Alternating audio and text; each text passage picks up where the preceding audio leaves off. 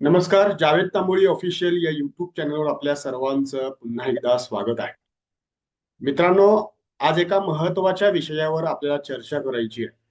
गेल्या 2 दिवसांपासून आपल्याला कल्पना आहे की एक महत्वाचा विषय जो आहे तो सोशल मीडियाच्या माध्यमातून असेल किंवा वेगवेगळ्या माध्यमातून चर्चेला आलेला आहे. तो म्हणजे परवा झालेला टीईटी 55 आणि 60% निकालाच्या संदर्भात सुप्रीम कोर्टाने जो निकाल दिलेला आहे त्या संदर्भाने या चर्चा सुरू आहेत. अनेकांच्या मनामध्ये अनेक प्रश्न आहेत आणि जो सुप्रीम कोर्टाने निकाल दिलेला आहे त्याचा आपापल्या पद्धतीनं अर्थ लावून त्या पद्धतीनं मेसेजेस व्हायरल करतायत. कन्क्लुजन काय दिलेलं आहे आणि त्या कन्क्लुजनचा अर्थ वेगवेगळ्या पद्धतीने लावतायत. मात्र या सगळ्या विषयावर चर्चा करण्यासाठी आणि योग्य मुद्दे सर्व शिक्षण सेवकांपर्यंत आणि अभियोग्यता धारकांपर्यंत पोहोचवण्यासाठी आपल्याला या ठिकाणी महत्वाच्या विषयावर चर्चा करायची आहे. स्वतः याचिकाकर्ते जे आहेत विठ्ठल सरगर आपल्या सोबत आहेत, त्यांच्याशी आपण बातचीत करणार आहोत. विठ्ठल सरगर सर, तुमचं खूप खूप स्वागत आहे आपल्या या चर्चेमध्ये. कारण एक महत्वाचा निकाल जो धन्यवाद. आहे, महत्वपूर्ण निकाल लागलेला आहे. कशा पद्धतीनं हा टीईटी 55% आणि 60%चा लढा तुम्ही दिलेला आहे हे संपूर्ण महाराष्ट्रानं पाहिलेलं आहे. आता तर तुमच्या या लढ्यामुळं त्याचा फायदा देशभरामध्ये तर होणारच आहे. मात्र या निकालानंतर ज्या काही चर्चा सुरू आहेत त्याचे परिणाम काय होतील, काही पॅनिक सिच्युएशन सुद्धा तयार करण्याचं काम जे आहे ते सुद्धा होत आहे. अर्थातच आपल्याला ही पॅनिक परिस्थिती तयार करायची नाहीये, तरी सुद्धा नेमकं काय होणार आहे, काय नेमका निकाल लागलेला आहे, तुमचं स्वतः जे वकील होते आर के सिंग हे जे वकील होते त्यांच्यासोबत तुमची चर्चा होतीये. तुम्ही स्वतः त्यांच्यासोबत एक लाईव्ह चर्चासत्र सुद्धा देखील केलेलं आहे. तरी सुद्धा अनेक अभियोग्यता धारकांना अजूनही प्रश्न आहेत, तर त्या प्रश्नांवर आपल्याला चर्चा करायची आहे. त्यांच्या मनामधला जो संभ्रम आहे तो आपल्याला दूर करायचा आहे. पहिला मुद्दा की निकाल हा टीईटी 55% 60% जो नियम लावण्यात आलेला होता भरतीमध्ये तो तर रद्द केलेला आहे, ही गोष्ट क्लिअर आहे. मात्र याद्या रिवाईज करायच्या की नाही करायच्या, होणार की नाही होणार, होणार तर कशा होणार, अशा पद्धतीच्या चर्चा सध्या सुरू आहेत. तर या संदर्भात सुरुवातीला भूमिका मांडा.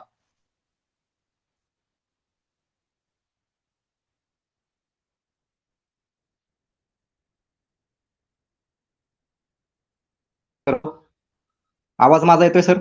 हा, येतो येतो, बोला सर. आवाज हा हा त्याच्यामध्ये तुम्ही लाईव्हच्या माध्यमातून बोलवलं त्याबद्दल तुमचं या ठिकाणी आभार व्यक्त करतो. याच्यामध्ये शिक्षक भरती संदर्भात तुम्ही वेगवेगळ्या माध्यमातून आवाज उठवताय हे मी बघतोय, किंवा असंख्य अभियोग्यताधारक सुद्धा बघताना दिसत आहेत. सरांनी वेगळ्या माध्यमातून सुद्धा त्यांनी शिक्षक भरती संदर्भात काम केलेलं आहे.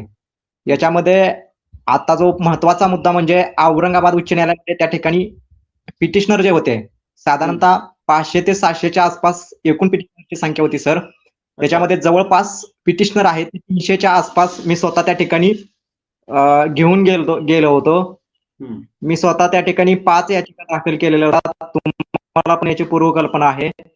त्याच्यानंतर ना हा निकाल त्या ठिकाणी औरंगाबाद उच्च न्यायालयामध्ये आम्ही हारलो. हारल्यानंतर ना त्या ठिकाणी आम्ही सर्व अभियोग्यताधारकांना खचून न जाता पुन्हा एकत्र करून पुन्हा मोठ्या ताकदीनं तो लढा त्या ठिकाणी उभा केला.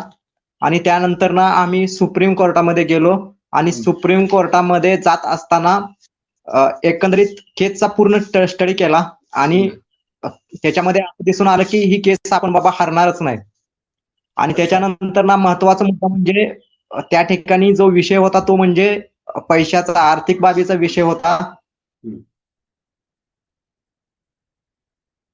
सर त्यांना समजावून सांगितला आणि त्यानंतर ना देखील त्यांना तो विषय त्या ठिकाणी पटला. पटल्यानंतर ना त्यांनी देखील जी आम्ही अमाऊंट सांगितलेली होती, रक्कम सांगितलेली होती, तो निधी त्यांनी जमा केला. त्यानंतर ना थोडीफार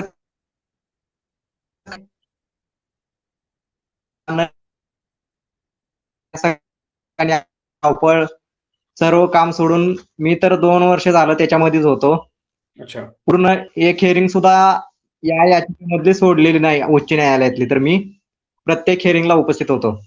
तो हा. भाग जाऊ द्या. आता सुप्रीम कोर्टामध्ये जो निकाल आलेला आहे तो निकाल त्या ठिकाणी याद्या रिवाईज करण्याचाच आलेला आहे. याच्यामध्ये हायकोर्टाची जी याचिका होती ती याचिका त्या ठिकाणी फेटाळून लावलेली आहे. आता तो जो वरचा जो संदर्भ आहे त्यानंतर ती यादीचं जो 15 ते प्रपोजल होतं 23 फेब्रुवारी 2024चं आयुक्तांचं आणि त्या ठिकाणी जी निवड यादी लावलेली होती त्याच्यावरती त्या ठिकाणी आक्षेप घेण्यात आलेला होता. आयुक्तांनी जे परिपत्रक काढलेलं होतं बघा यादीनंतर ना त्याच्यावरती औरंगाबादमध्ये आक्षेप घेण्यात आलेला होता. ती रद्द करण्याची मागणी त्या ठिकाणी औरंगाबादमध्ये केलेली होती. परंतु त्या ठिकाणी औरंगाबाद उच्च न्यायालयाने सर्व मागण्या आमच्या फेटाळून लावलेल्या होत्या आणि औरंगाबाद उच्च न्यायालयामध्येच यादी रिवाईज आणि स्टेची मागणी त्या ठिकाणी करण्यात आलेली होती. हे जे प्रकरण होतं ते माननीय न्यायाधीश घुगे साहेब यांच्या समोर खटला हा चाललेला होता. त्यांचं म्हणणं असं होतं की शिक्षकांची कमतरता राज्यामध्ये बरीच आहे. त्या ठिकाणी शिक्षक उपलब्ध नाही म्हणून राज्यामध्ये आंदोलन चालू आहे. तसेच याच न्यायालयाची सुमोटो याचिका देखील चालू आहे. त्यामुळं ही जी भरती प्रक्रिया आहे ती भरती प्रक्रिया याच्यामध्ये रखडता येणार नाही किंवा स्टे वगैरे देता येणार नाही. त्यामुळं ही भरती प्रक्रिया त्या ठिकाणी चालू ठेवण्याचा निर्णय त्या ठिकाणी घुगे साहेब दिला आणि त्याच्यामध्ये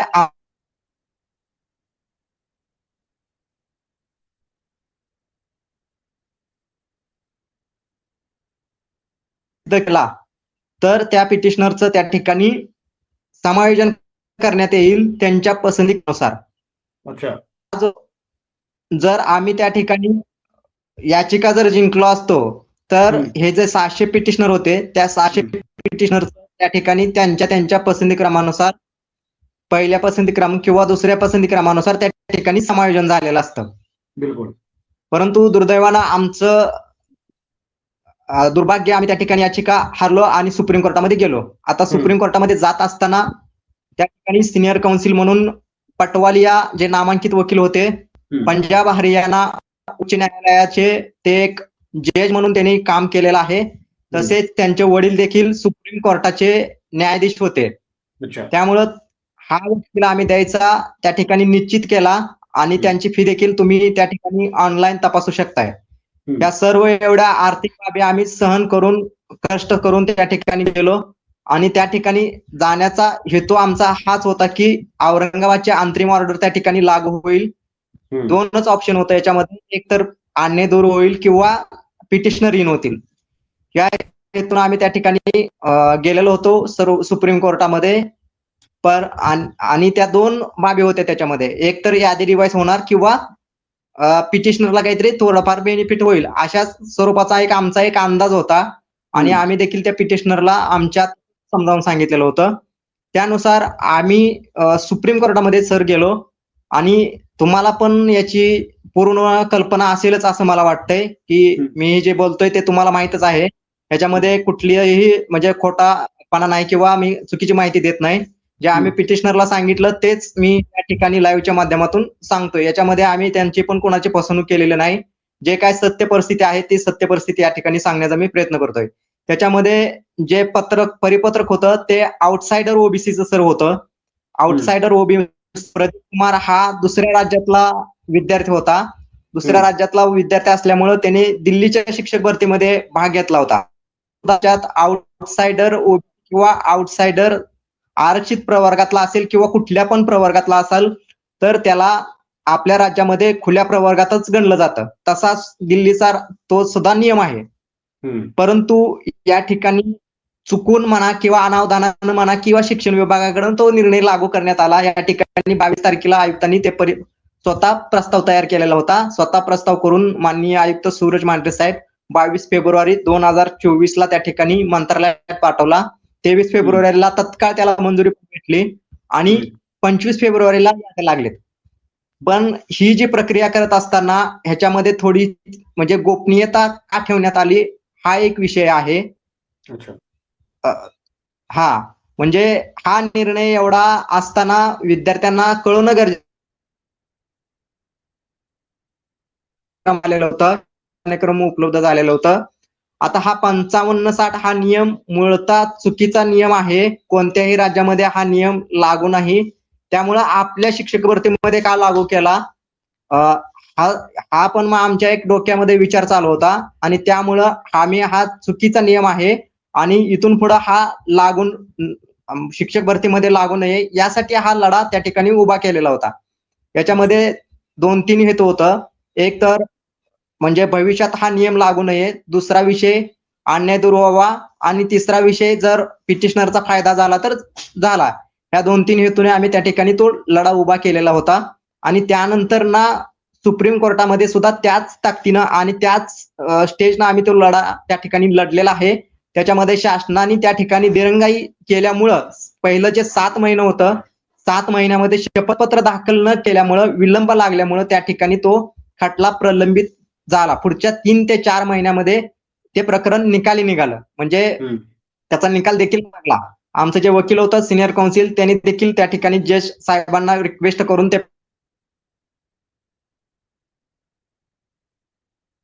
रिक्वेस्ट केलेली होती. त्यांनी देखील ते ऍक्सेप्ट करून तो प्रकरण जज साहेबांनी देखील त्वरित निकाली काढलं.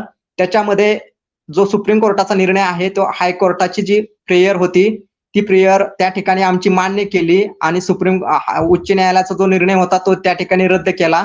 म्हणजेच या ठिकाणी पूर्णतः या ठिकाणी यादी रिवाईज करण्याचाच निर्णय त्या ठिकाणी देण्यात आलेला आहे. त्याच्यामध्ये 33वा किंवा 34वा जो मुद्दा आहे त्या मुद्द्यामध्ये जो उपस्थित मुद्दे होते त्याच्यामध्ये जे अभियोग्यताधारक आहेत खुल्या गटाचा ज्यांनी कट ऑफ पास केलेला आहे त्या विद्यार्थ्यांना गुणवत्ता यादी सुधारित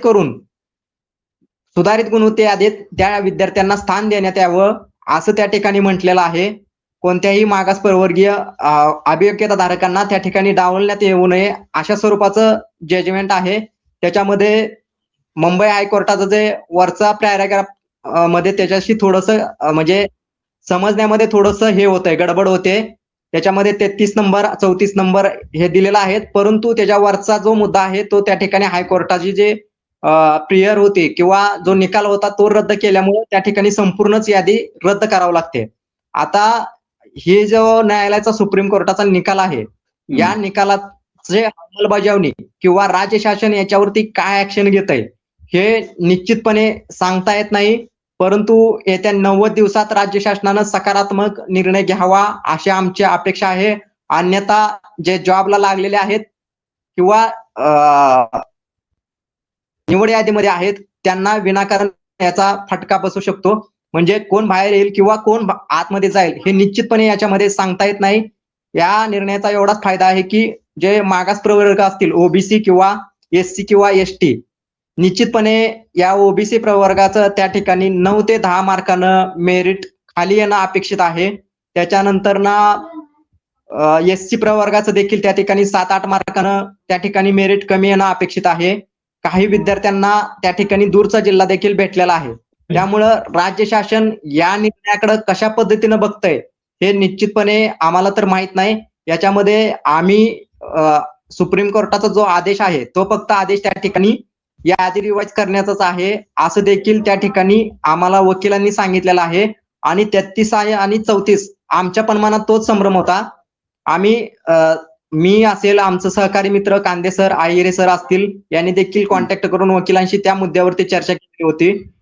त्या मुद्द्याचं समाधान न झाल्यामुळं पुन्हा एकदा मी काय केलं की माझ्या युट्यूब चॅनलला वकिलांना लाईव्ह घेतलं आणि त्या ठिकाणी सर्व मुद्दा त्या ठिकाणी क्लिअर केलं की ह्याच्यामध्ये यादी रिवाईज करायला सांगितले की मेरिटच्या वरचे घे सांगितलेत की पिटिशनर इन करायला सांगितलेत.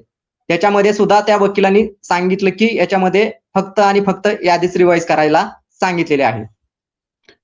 हो बिलकुल. तो मुद्दा जो आहे त्याच्यावर संभ्रम होता, पण कन्क्लुजन जो तुम्ही म्हणताय 33वा आणि 34वा जो मुद्दा आहे तो कन्क्लुजन मध्ये आहे. तर त्याचा एक थोडक्यात अर्थ असा होतो की सुप्रीम कोर्टाने आधीचा निर्णय तर रद्द केलेला आहे ते क्लिअर आहे. ज्यांचे गुण शेवटच्या निवड यादीत झालेल्या उमेदवारापेक्षा जास्त आहेत अशा अपील करणाऱ्या उमेदवारांना मेरिट लिस्टमध्ये समाविष्ट करण्याचा आदेश दिलेला आहे असा अर्थ लावण्यात येत होता. मात्र तुम्ही ज्या वेळेला स्वतः वकिलांशी बोलला, ती लाईव्ह चर्चा अनेकांनी पाहिलेली आहे, त्याच्यामध्ये त्यांनी सांगितलेले की हे सरसकट झालं पाहिजे, नॉट ओनली पिटिशनर्स, म्हणजे फक्त ते याचिकाकर्तेच नसावेत तर ते सर्वांना लागू होतं असं त्यांनी वकिलांनी सांगितलेलं आहे. मात्र ते शेवटी असंही म्हटले की याचा अर्थ शासनाकडे आहे की त्यांनी आता ते कशा पद्धतीने याद्या रिवाइज करायचा, असंही वकिलांनी तुमच्या त्या लाईव्ह मध्ये म्हटलेलं आहे की अब शासन तय करेगा कि किस तरीके से ये सब चीजें करने का. तर हा मुद्दा महत्वाचा आहे. आता शासनानं याचा अर्थ कसा लावणार, कशा पद्धतीने याद्या रिवाइज होणार. एकदा दुसरी बाजू जर आपण विठ्ठल सरगरची आपण जर बघितली, त्याच्यामध्ये असं आहे, एक पॅनिक परिस्थिती संपूर्ण राज्यभर करण्याचा प्रयत्न सुरू होतोय. अनेक शिक्षण सेवक जे लागलेले आहेत ते पॅनिक अवस्थेमध्ये सध्या आहेत. खूप स्ट्रेस त्या अनेकांनी घेतलेला आहे. तर अशी पॅनिक परिस्थिती आपल्याला कुणालाच अपेक्षित नाहीये, ती आपल्याला करायची नाहीये. मात्र शासन काय भूमिका घेतंय, जसं मी माझ्या व्हिडिओमध्ये बनवलं होतं की पॅनिक परिस्थिती निर्माण न करता शासन काय निर्णय घेतं ते महत्वाचं आहे. तर हा मुद्दा मला वाटते वकिलांनी सुद्धा क्लिअर केलेला नसावा असं मला वाटतंय. त्यामुळे तुम्ही तो मुद्दा, जर तुमचं काही लाईव्ह चर्चा सत्र संपल्यानंतर काही चर्चा झाली असेल तर ती भूमिका तुम्ही आता मांडणं गरजेचं आहे. सर याच्यामध्ये सगळ्याच बाबी ओपन करता येत नाहीत. काय बाबी थोडस सिक्रेट मध्ये असते, सांगता येत नाहीत सर. अच्छा. त्यामुळं आता शासनाच्या भूमिकेकडे आम्ही पण लक्ष ठेवून आहोत. त्याच्यामुळे सर्वच बाबी या ठिकाणी लाईव्हच्या माध्यमातून ओपन करता येत नाहीत.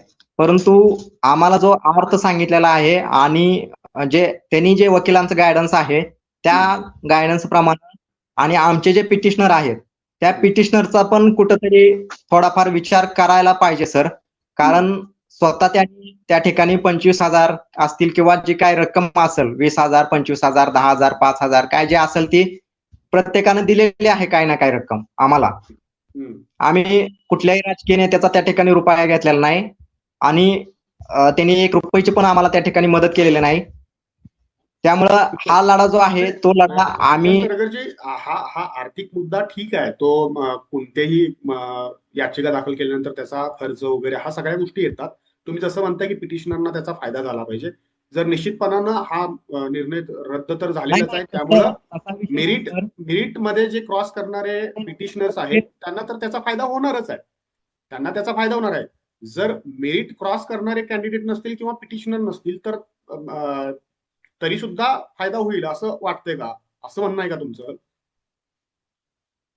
नाही, तो विषय नाही सर. याच्यामध्ये तो विषय नाही.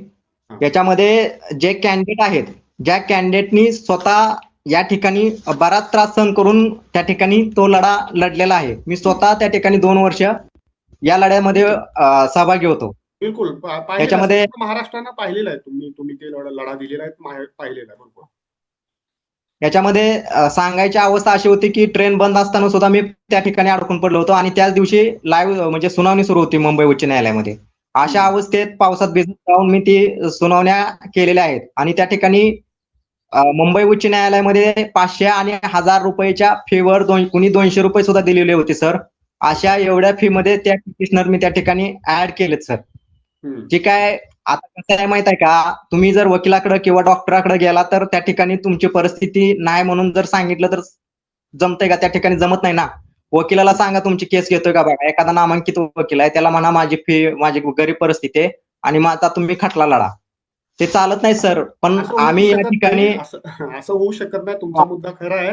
शिक्षण सेवक रद्दसाठी याचिका कोल्हापूर खंडपीठामध्ये दाखल झालेली आहे.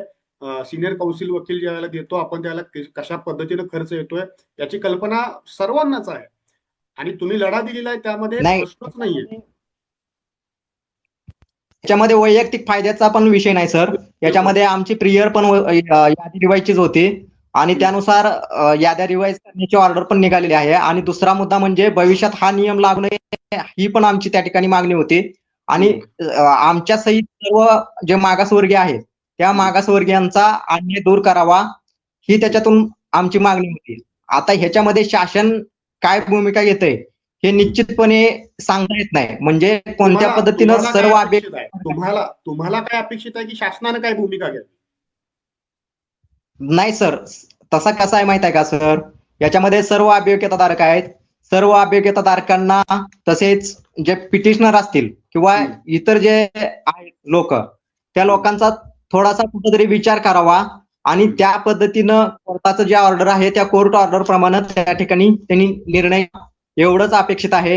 याच्यापेक्षा आमचं वैयक्तिक माझा तर काय त्याच्यामध्ये हेतू नाही. जी काय कोर्ट ऑर्डर असेल त्या कोर्ट ऑर्डर प्रमाणे त्यांनी कार्यवाही करायला पाहिजे असं मला तर वाटतंय. अच्छा.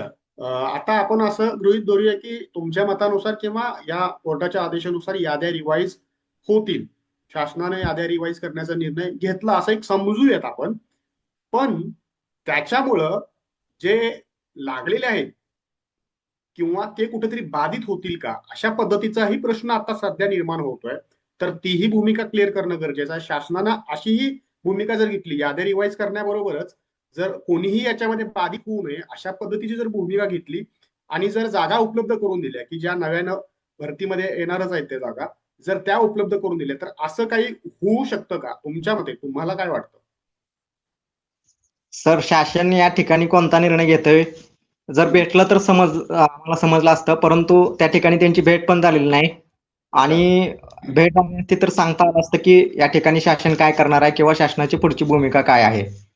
याच्यामध्ये त्यांनी पण अजून विचार केला नसेल असं मला वाटतंय, कारण अधिवेशन चालू आहे आणि संबंधित जे अधिकारी आहेत सगळे ज्या डिपार्टमेंट त्या ठिकाणी अधिवेशनातच गुंतलेले आहेत. त्या ठिकाणी त्यांना तारांकित किंवा अतारांकित प्रश्न असतील जे प्रश्नाचे उत्तर काढून द्यावं लागते. त्यामुळे सर्व जो स्टाफ आहे तो स्टाफ त्या ठिकाणी गुंतलेला आहे. एक कंटिन्यू करा सर, कंटिन्यू करा तुम्ही. त्याच्यामध्ये स्टाफ त्या ठिकाणी असल्यामुळं थोडंसं आम्हाला पण त्या ठिकाणी जायला अडचण आलेली आहे. परंतु तुमचं म्हणणं आहे की याद्या रिवाईज केल्यानंतर ना या ठिकाणी जे उमेदवार आहेत ते उमेदवार त्या ठिकाणी यादीच्या बाहेर जाऊ शकतात. पहिली जी भरती झालेली आहे ती भरती साधारणतः स्थानिक स्वराज्य संस्थांची 11,000च्या आसपास त्या ठिकाणी झालेली आहे. त्याच्यानंतर ना खाजगी अनुदानित असेल त्या खाजगी अनुदानित संस्थांची देखील भरती साधारणतः मला आकडेवारी माहित नाही, परंतु 5-6 हजार तरी पहिली ते 8वीची भरती झालेली असू शकते. याच्यामध्ये दोन्ही पण याद्या त्या ठिकाणी रिवाईज करण्याशिवाय पर्याय नाही. जे सुप्रीम कोर्टाचं जे ऑर्डर आहे त्या ऑर्डर प्रमाणे जर बघायला गेलं तर त्या ठिकाणी ते ऑर्डर प्रमाणे पूर्ण याद्या रिवाईज कराव्या लागतील आणि जे गुणवत्ता यादीमध्ये किंवा मेरिटमध्ये जे उमेदवार येतील त्या उमेदवारावरील अन्याय दूर होतोय. परंतु दुसरा प्रश्न असा उपस्थित होतोय की जे लागलेले उमेदवार आहेत त्यांचं काय. आणि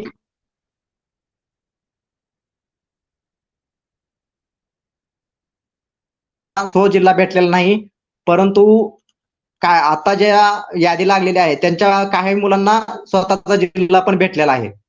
आता या ठिकाणी संस्थेचा जर विचार करायला गेलं तर संस्थेवरती विद्यार्थ्यांनी आर्थिक देवघेव करून देखील त्या ठिकाणी जॉईनिंग मिळवलेली आहे, घेतलेले आहे.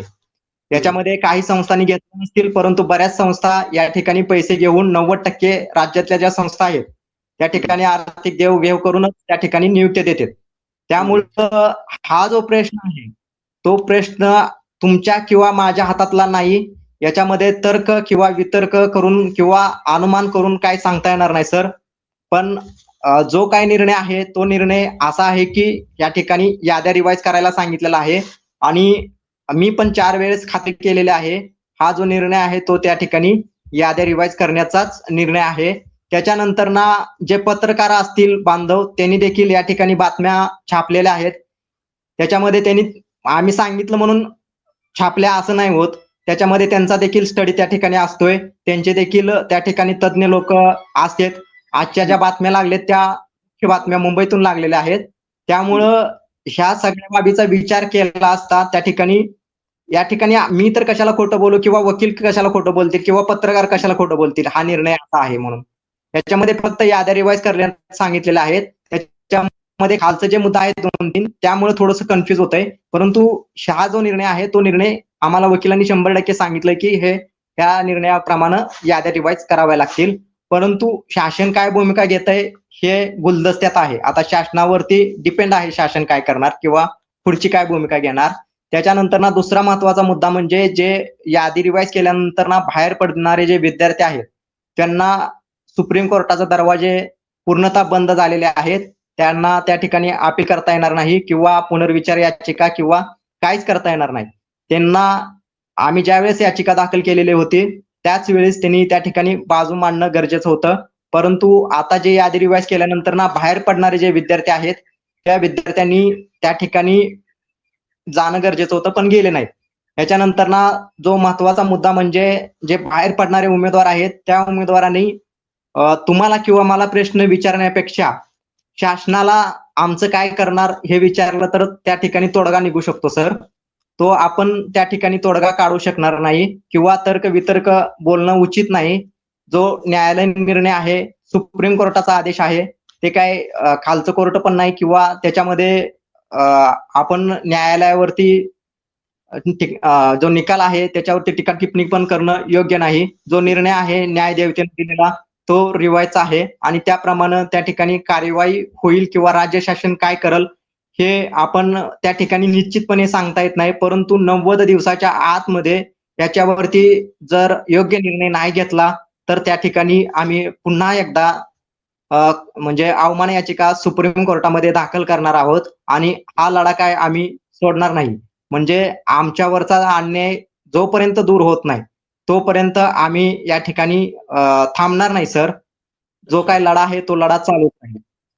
अच्छा, एकूणच काय तुमच्या बोलण्यातून हे क्लिअर झालेलं आहे की कोर्टानं याद्या रिवाईज करायला सांगितलेलं आहे, मात्र राज्य शासन कशा पद्धतीनं ते याद्या रिवाईज करणार, नेमकं काय भूमिका घेणार हे अद्याप कुणालाही माहित नाहीये. आणि वारंवार हेच सांगितलं जातंय की शासन नेमकी काय भूमिका आता घेणार आहे. जसं तुम्ही पण म्हटलंय की शासनाला भूमिका घ्यावी लागेल. आता याद्या रिवाईज करण्याचा आदेश तर दिलेला आहे, मात्र ते याद्या कशा पद्धतीने रिवाईज होणार आहे, शासन कशा पद्धतीने ह्या सगळ्या गोष्टी त्याचं इम्प्लिमेंटेशन करणार आहे हे अद्याप अस्पष्ट असल्यामुळं सध्या तर्क आणि वितर्क ह्याच चर्चा सध्या सोशल मीडियावर सुरू आहेत. आणि तुम्ही आणि आम्ही तर्क वितर्क लावल्यानं काही परिस्थिती बदलणार नाही.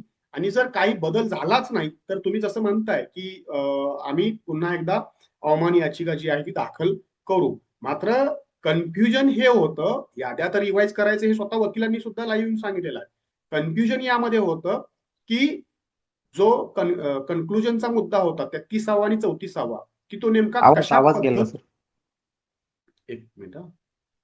कन्क्लुजनचा मुद्दा जो होता 33वा आणि 34वा जो मुद्दा होता त्याचा अर्थ वेगवेगळ्या पद्धतीने लावले जात होते. इथं मूळ भूमिका ही होती की कोण लागणार आहे, कोण जाणार आहे, कोण राहणार आहे, कोण नाही राहणार आहे. हा मूळ मुद्दा नाहीये. मूळ मुद्दा हा आहे की आता याची अंमलबजावणी कशी होणार आहे, मग ती सकारात्मक होईल की नकारात्मक होईल, त्याचा काही परिणाम कशा पद्धतीने होणार आहे हे अद्याप तरी आपल्याला कुणालाही याची कल्पना नाहीये. म्हणून आता आपण एवढंच करू शकतोय की पॅनिक परिस्थिती राज्यभर जी होतीये ती होऊ न देणं आणि जो काही कोर्टानं निकाल दिलेला आहे त्याचा अवमान सुद्धा कुणी करता कामा नये, त्याच्यावर टीका टिप्पणी सुद्धा आपल्याला करण्याचा अधिकार नाहीये. तर या संदर्भातच आपल्याला यासाठी चर्चा करायची होती. तर मला वाटतंय शेवटचं कन्क्लुजन तुमच्या मार्फत व्हावं आणि राज्यभरातले जे काही अभियोग्यताधारक आहेत, जे लागलेले असतील, न लागलेले असतील, मेरिटमध्ये असतील, पिटिशनर्स असतील, त्यांना तुमचं काय म्हणणं आहे? सर जो निर्णय आहे तो निर्णय मी एकटा सुद्धा घेऊ शकत नाही. आमचे जे पिटिशनर त्या पिटिशनरचं म्हणणं सुद्धा थोडंसं ऐकावं लागेल आम्हाला आणि त्याप्रमाणे त्या ठिकाणी निर्णय घ्यावा लागेल. याच्यामध्ये जो निर्णय आहे तो निर्णय त्या ठिकाणी राज्य शासन काय घेत आहे त्या अपेक्षा म्हणजे वाट पाहत आहोत. त्याने 90 दिवसामध्ये योग्य तो निर्णय घेऊन सर्व उमेदवारांना न्याय द्यावा अशी आमची अपेक्षा आहे. अच्छा, बिलकुल. अतिशय काही मुद्दे जे आहेत ते तुम्ही क्लिअर केलेले आहात. गेल्या 2 दिवसांपासून समाज माध्यमामध्ये खूप चर्चा सध्या सुरू आहे. वर्तमानपत्रांमध्ये बातम्या आलेल्या आहेत, वेगवेगळ्या पद्धतीने आलेल्या आहेत. तरी सुद्धा त्याचा अजूनही अर्थ वेगवेगळ्या पद्धतीने काही जण लावतायत.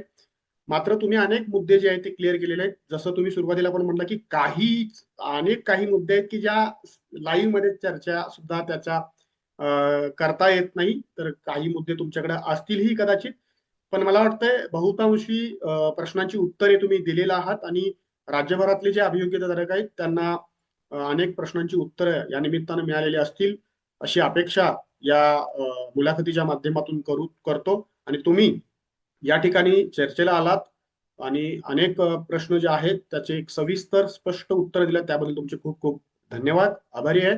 आता राज्य शासन काय नेमकी भूमिका घेणार आहे? सध्या अधिवेशन सुरू आहे, त्यामुळं त्या ठिकाणी तुर्तास तरी निर्णय होईल का नाही सांगता येत नाही. पण राज्य शासनाला या संदर्भात भूमिका घेणं फार महत्वाचं असणार आहे आणि ती कशा पद्धतीनं घेणार आहे हे पाहणं तितकंच महत्वाचं असणार आहे. आता वेळ झाली आहे थांबण्याची. पुन्हा आपण नवीन मुद्द्यासोबत भेटूयात. वेळोवेळी अपडेट देत राहू. धन्यवाद. सरगर सर, तुमचे खूप खूप धन्यवाद. धन्यवाद सर. ओके.